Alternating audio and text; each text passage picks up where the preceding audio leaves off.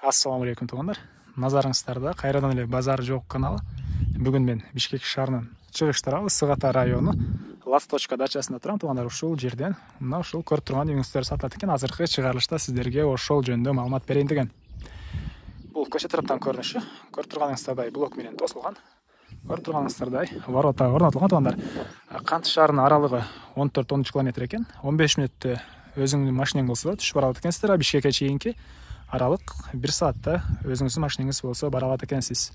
Андан ары мектепке кошмо айылга 1,5 километр батышыракта интернационал Первомайский айылы жайгашыптыр. Ошол жерге барышат экен балдар. Кааласаңыздар жөө барсаңыздар деле болот, кааласаңыздар машина менен балдарыңыздарды алып барып койсоңуздар деле болот экен. Аралыгы 1,5 километр. Андан ары бул короосунун көрүнүшү. Жеринин аянты 5 сотук. Суу, свет бар экен. Анан паровой отоплениясы котел менен иштейт. Үй жөнүндө айтсак, үй узун туурасы 8г10 80 квадрат метр. Кызыл кирпич менен бүтүрүлүптүр. Тышкы тарабы декоративный штукатурка. Окей. Алды тарабы мындай навес, чоң навес. Навестин бүтөр жеринде гараж, бир склад жана дагы бир көмүрканада жайгаштыралар блок менен бүтүрүлгөн. Азыр сиздерге биринчи эле болуп үйдүн ички тараптарын көргөзөйүн.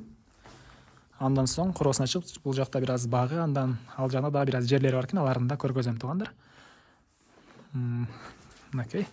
Навести бир мындай көргөзө кетейин. Көрүп турганыңыздардай шифер орнотулуп, мындай трубалар менен жасалыптыр. Бул навесибиз. Эми үйдүн ички тарабына кирейин. Бул үйдүн негизги эшиги. Мындай темир эшик орнотулган. Киргенде холл жайгашкан. Узун туурасы 2г4 экен. Потолок гипсокартон. Пол стяжка коюлуп, стяжканын өйдө тарабынан линолеум салынган туугандар. Ушул эле холлдо бул жакта суу чыгарылып, раковинада орнотулуптур. Андан ары ушул холлдон биз кийинки 4 бөлмөгө өтүп кетет экенбиз. Биринчи болуп сиздерге оң тараптагы кухняны көргөзөйүн. Бул кухня узун туурасы 4г5 экен. Дуалдары обой. Батыш тараптан чоң пластик терезе орнотулган. Потолок гипсокартон.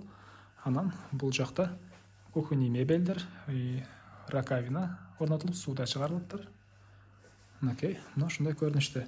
Паровой отоплениянын батареялары ар бир бөлмөдө орнотулган туугандар. Анан ушул эле кухняга кирип, бул жакта бир кичинекей бөлмөдө паровой отоплениянын котел ушул жака орнотулуптур. Окей. Көмүр менен иштейт бул. Айта кетчү нерсе, үйдүн могу суулары септикке куюлат. Канализация, септик туугандар. Андан ары кайра эле коридорго чыгып, андан кийинки бөлмө залды көргөзөйүн. Бул зал узун туурасы 6,5га 4,5 экен.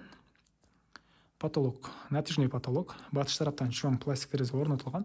Дуалдары обой. Паровой отоплениянын батареялары орнотулган. Анан пол, стяжканын өйдө тарабынан дагы бир нерсе салынды деле да туугандар, унутуп турам. Анын үстүнөн линолеум салынган. Мына ушундай көрүнүштө туугандар. Эми андан ары кайра коридорго чыгып,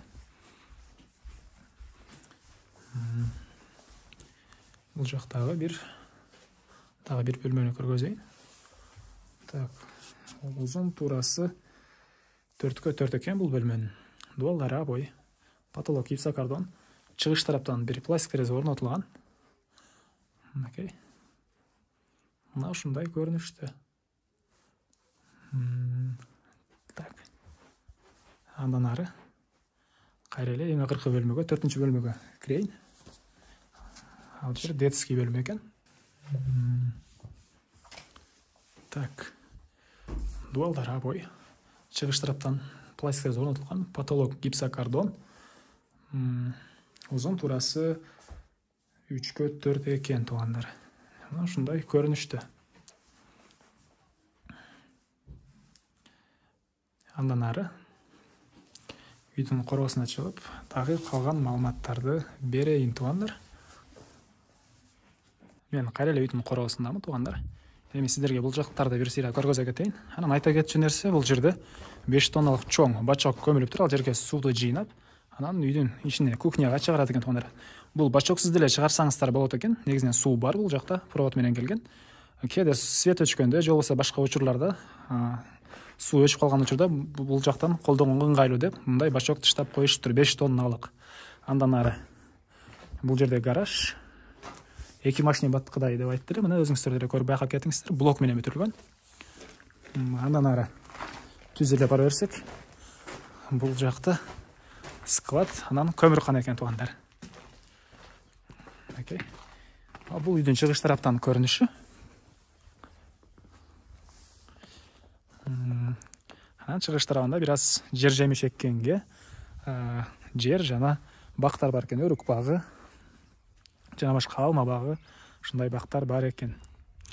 Үй чыгыш тарабынан деле монтип блок менен бийик кылып тосулуптур туугандар.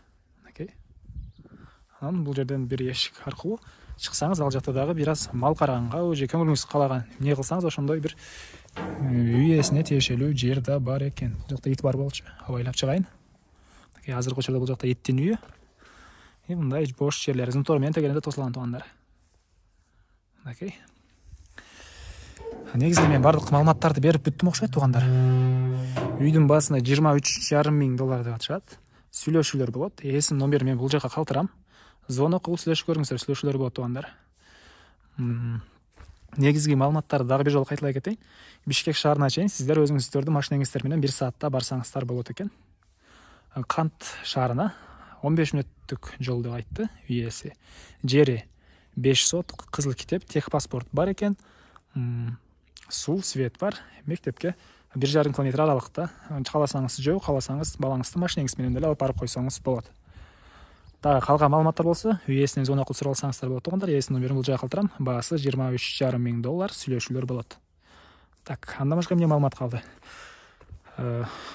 Бул видеону группалар менен, туугандар менен бөлүшүп коюңуздар. Ошентсеңиздер сиздер мага, үй сатуучуга жана кимдир бирөө үй издеп жүргөн болсо, ал кишиге чоң жардам берген болосуздар. Анда эмесе мен сиздер менен коштошом. Кийинки чыгарышка чейин саламатта калыңыздар туугандар.